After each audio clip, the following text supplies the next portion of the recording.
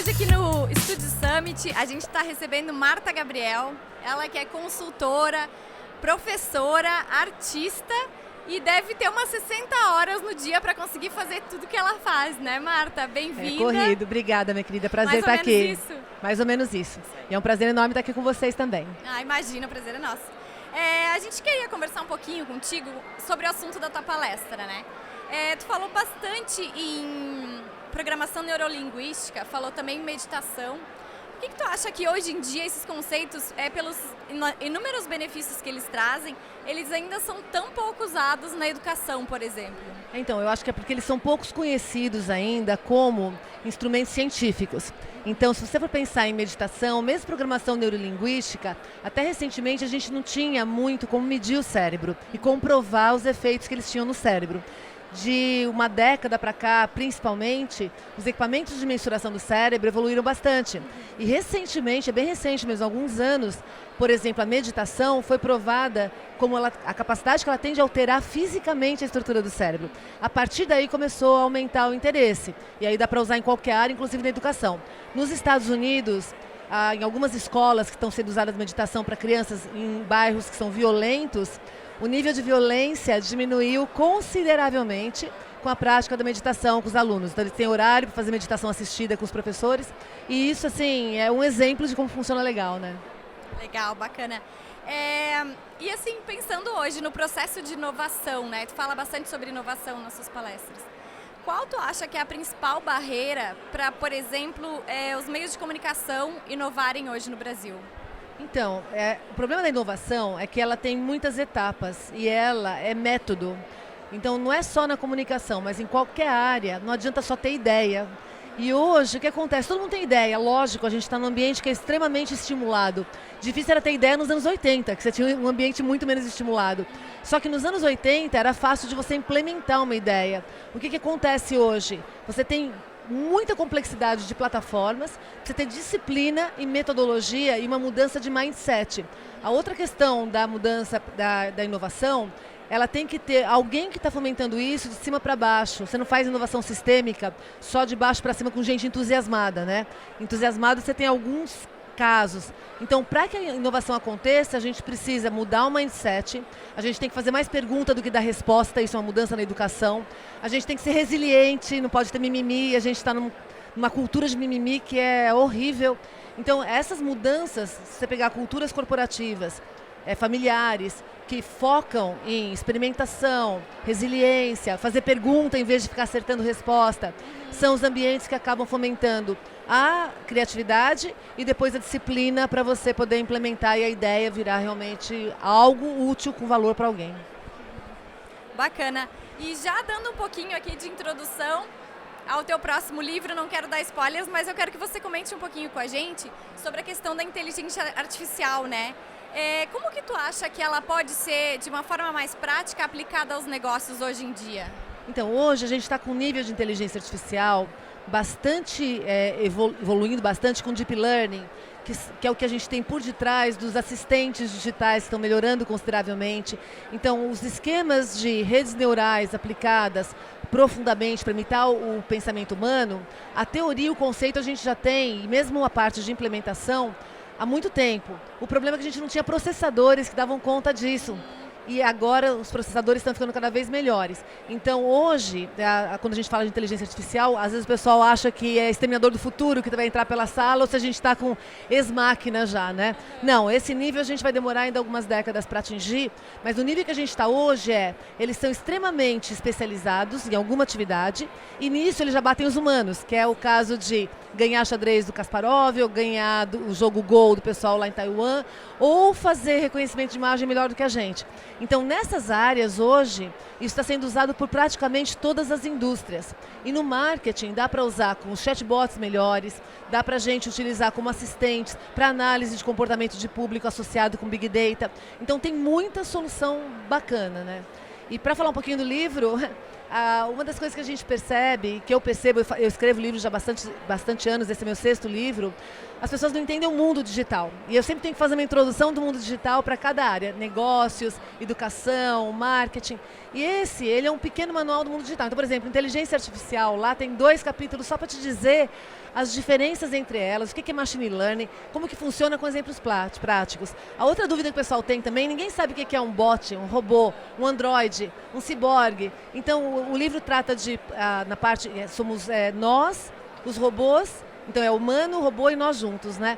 Na primeira parte eu falo de tudo quanto é coisa que afeta a gente. Privacidade, segurança, pós-verdade, fake news, esse cenário todo. E no final alguns insights de para onde a gente está indo, assim, pé no chão, separando mitos e verdades para a gente poder pelo menos se sentir mais confortável nesse momento de transformação que a gente está vivendo, né? Então, estou super animada. Legal.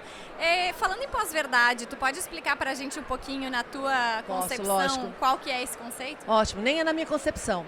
O que está acontecendo hoje o pessoal confunde pós-verdade com fake news. Então, fake news é quando a gente não consegue verificar a fonte ou a veracidade daquilo.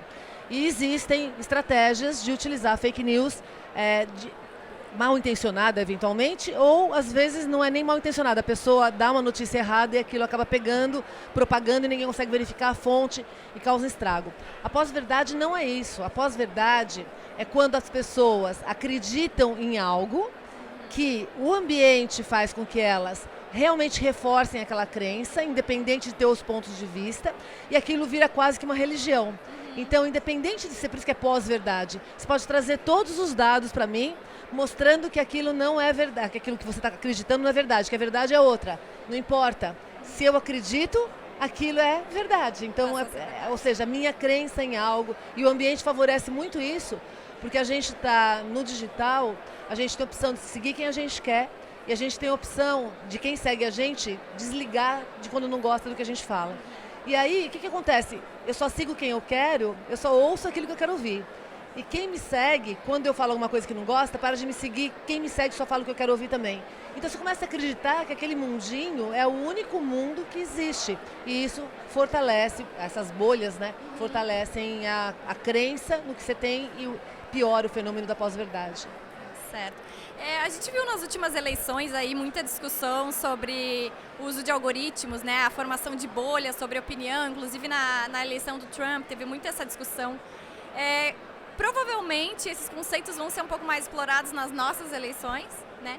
Qual que tu vê? Tu vê riscos nisso, nessa questão de algoritmos usados em eleições, por exemplo? Muito. A questão não é só o que a gente vê, porque a gente consegue ver chatbot, a gente consegue detectar fontes de ações que estão na superfície e são monitoradas de maneira mais ampla. Um dos problemas que a gente tem é que os algoritmos estão ficando inteligentes e eles estão aprofundando em dados que às vezes a gente não tem acesso. Então, um exemplo da eleição do Trump, que teve até uma palestra em Harvard antes da eleição, dizendo que eles sabiam que o Trump ia ganhar quando ninguém sabia, porque a gente mede o ambiente onde a gente consegue ver. Por que ele conseguiu ganhar, inclusive? Hoje, acho que todo mundo que assiste a gente aqui sabe o que é um dark post no Facebook. Vou dar um exemplo disso, né? Então, se você tem dinheiro, você pode comprar muito dark post. E o dark post só vê quem recebe aquele post. Quem está olhando a página da pessoa não vê. O que acontece quando eu consigo analisar os seus dados? Na psicologia, tem um estudo, uma teoria, que são os Big Five, que são 5 pilares da nossa identidade, da nossa personalidade, né? Que chama Ocean, quem quiser depois procurar na internet que vai ver. Que é abertura, neuroticidade, todos nós somos compostos por algum grau disso. O que acontece quando você faz um quiz no Facebook para saber se você é a Daenerys ou se é o dragão? Ou então você faz um quiz para saber se você é tal personagem da novela das 8. Você está dando um monte, aquele 9 verdades e uma mentira, você está dando um monte de informação sobre essas dimensões. Todo teste ingênuo que você já fez na vida que está na internet, ele permite ser calculado o seu grau de personalidade e aí eu posso direcionar a minha mensagem para articular isso e te manipular. Então, vou dar um exemplo. Se tem 2 pessoas que são republicanas e uma delas tem um grau de neuroticidade maior do que a outra tem um grau de abertura legal e uma neuroticidade baixo. E eu quero convencer os 2 que eu sou ideal para eles, porque tem um grau de neuroticidade alto, eu falo, olha, se você não votar em mim, você não vai ter mais armas. Se não tiver armas, vão invadir sua casa e você vai morrer. Para o cara que é num grau de neurosidade mais baixo, o que ele quer é arma para caçar com o filho. Então o que eu falo para ele? Olha, se você não votar em mim, eles vão tirar as armas. Você não pode caçar com seu filho. Esse cara não está nem aí que o país vai ser invadido ou não, ele nem, não está nervoso por isso. Mas o outro tá. Então veja o poder, tanto que depois das eleições do Trump, nos Estados Unidos hoje tem uma discussão muito grande da responsabilidade das plataformas todas com esse tipo de... E assim, eu não vejo, porque como você vai ser transparente num grau de mineração de dados profunda, que a gente tem hoje fontes em tudo quanto é lugar, com Big Data, eu não tenho acesso a dados, você não tem acesso a dados, estão disponíveis em câmeras, com visão computacional, com inteligência artificial, as câmeras conseguem agora identificar e fazer correlação com o perfil da pessoa na internet. Então, a gente está num cenário panóptico, né, que é tudo possível de ser visto, mas não por qualquer um. E essa é a grande questão que a gente deveria discutir. Tem que ter algum tipo de regra que, em algum grau, a gente acorde na sociedade, tanto para o desenvolvimento de inteligência artificial, em termos de moral e ética, quanto na utilização das plataformas que começam a ficar opacas para o ser humano. Sim. A gente não enxerga, mas tem sistema e algoritmo que não só enxerga, como consegue deduzir muita coisa manipulável. E essa é a principal questão, né? Exato. E assim, como última pergunta aqui para terminar o nosso papo, eu queria que tu identificasse pra gente assim, o que tu vê de uma tendência muito forte de marketing digital para 2018. Então, a inteligência artificial, eu acho que é uma delas. Uma que já vem vindo, a automação. A automação está cada vez mais forte.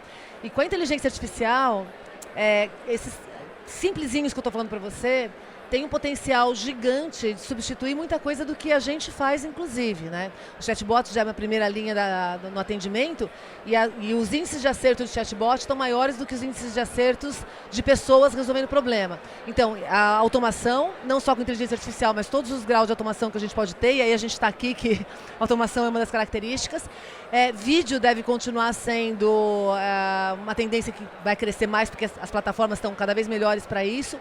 E velocidade, conteúdos menores, fragmentados, por isso que uma das coisas que eu acho que também vai pegar cada vez mais forte é storytelling, porque a gente está num grau de colapso. Por que também que a inteligência artificial vai ser uma das coisas que a gente vai correr atrás? A gente está vivendo o colapso da comunicação. Você recebe muito mais mensagem do que você consegue dar conta, você manda mensagem e as pessoas não respondem, você fica tentando fazer gestão disso e você não consegue resolver. Você tira muito mais foto do que você consegue analisar. Então, a gente vai começar a procurar esses sistemas. Esse ano, a gente já teve um crescimento disso. Agora, o ano que vem, se você acompanhar, Google, Salesforce, Adobe, Microsoft, a IBM já está aí também há um tempão no mercado, a Amazon, todos os grandes players estão vindo com alguma solução. Algumas delas são mais direcionadas para áreas específicas, outras são mais amplas, que nem a IBM tem em muitas áreas, né? Mas deve ser porque a gente está precisando pedir socorro, né? Então eu acho que esse é o caminho que o ambiente reage para dar solução para a gente. Então tá, muito obrigado pela tua agradeço. Presença aqui, Marta. Sucesso para vocês. Essa até o ano foi que vem. A incrível Marta Gabriel aqui com a gente no estúdio RD Summit.